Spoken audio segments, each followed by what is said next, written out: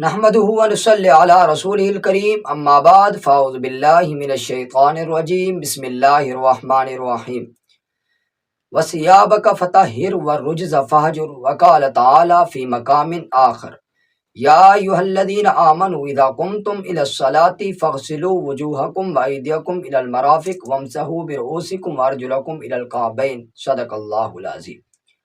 آج میں نے آپ حضرات کے سامنے طہارت یعنی پاکی کے ضروری مسائل بیان کرنے ہیں۔ اب ایک بات سمجھ لیجئے، دنیا کے اندر اکثر لوگ صفائی ستھرائی کا تو خیال کرتے ہیں، لیکن شریعت کے بتائے ہوئے طریقے کے مطابق طہارت نہیں کرتے، جس سے وہ پاک نہیں ہوتے، نہ ہی ان کی کوئی عبادت قابل قبول ہوتی ہے۔ جیسے کہ ہمارے علماء میں سے بہت بڑے ایک عالم دین گزرے ہیں، بہت بڑے مناظر بھی تھے، جن کا نام آپ نے سنا ہوگا، حضرت مولانا عبدالستار صاحب توسوی رحمۃ اللہ علیہ۔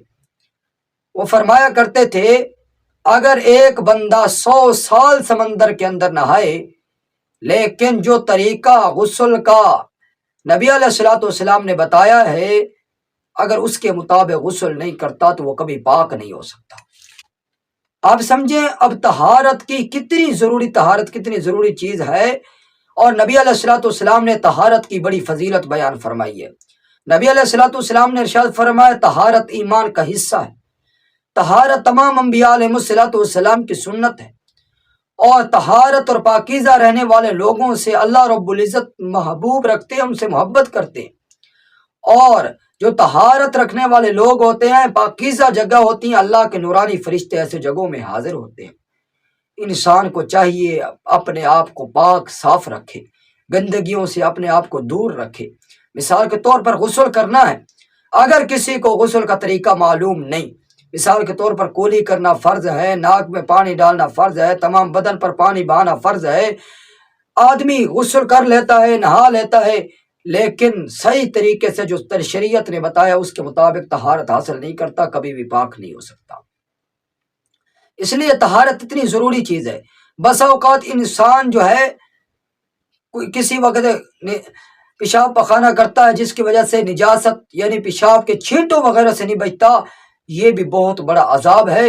حدیث پاک کے اندر نبی علیہ الصلوۃ والسلام نے حدیث بیان فرمائی ہے کہ نبی اکرم صلی اللہ علیہ وسلم کا گزر 2 قبروں پر ہوا۔ نبی علیہ الصلوۃ والسلام نے دیکھا کہ دونوں قبر والوں کو عذاب قبر ہو رہا ہے۔ نبی علیہ السلام نے فرمایا کہ یہ کوئی بڑے گناہوں کی وجہ سے عذاب قبر نہیں ہو رہا۔ کیوں؟ اس وجہ سے فرمایا کہ 2 گناہ ہیں جس کی وجہ سے ان کو عذاب قبر ہو رہا ہے۔ وہ کون سے گناہ ہیں؟